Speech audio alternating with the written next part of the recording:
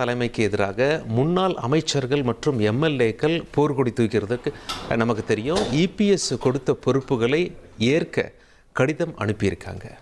அந்த கடிதத்தில் நிறைய விஷயங்கள் அவங்க குறிப்பிட்டிருக்கிறாங்க இல்லையா சலீம்? இந்த என்னென்ன வாக்குறுதியெல்லாம் அவர் கொடுக்குறேன்னு சொன்னார், அந்த வாக்குறுதியெல்லாம் அவர் நிறைவேற்றல திரு எடப்பாடி பழனிசாமி. இது போன்ற நிறைய விஷயங்களும் அந்த கடிதத்தில் இடம்பெற்றிருந்து பார்க்குறோம். குறிப்பாக கொடுத்த வாக்குறுதியை இபிஎஸ் நிறைவேற்றலை அப்படிங்கிற ஒரு குற்றச்சாட்டை வச்சுருக்கிறாங்க.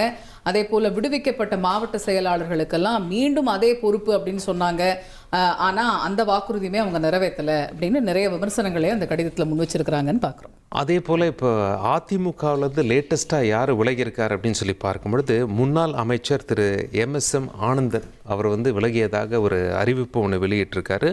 இது ஒரு பக்கம் இருக்க, திரு சி விஜயபாஸ்கர் அவர்கள் நாளைக்கு தாவேக்கால இணைகிறார் அப்படிங்கிற ஒரு தகவலும் வெளியாயிருக்கு. அதே போல தேர்தலுக்கு பின்னாடி திமுகவுடன் இணைஞ்சு ஆட்சி அமைக்க திரு எடப்பாடி பழனிசாமி முயற்சி செஞ்சாரு அப்படின்னுமே அந்த கடிதத்தில் அதிமுக நிர்வாகிகள் எல்லாரும் குற்றம் சாட்டியிருக்கிறாங்கிறத பார்க்குறோம்.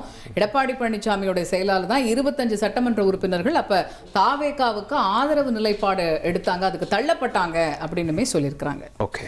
அதுக்கப்புறம் பொது வாழ்வு பயணத்தை மேலும் அர்த்தமுள்ளதாக்கணும் அப்படின்னு நாளைய தினம் தாவேக்காவில் இணையறதாக அதிமுக முன்னாள் அமைச்சர் சி விஜயபாஸ்கரும் ஒரு அறிவிப்பு வெளியிட்டிருக்கிறாரு அப்படிங்கிறதையும் பார்க்குறோம். அதே போல் இன்னைக்கு எம்எஸ்எம் ஆனந்தன் அவர்களும் விலகி இருக்கிறாரு அப்படிங்கிறத பார்க்குறோம்.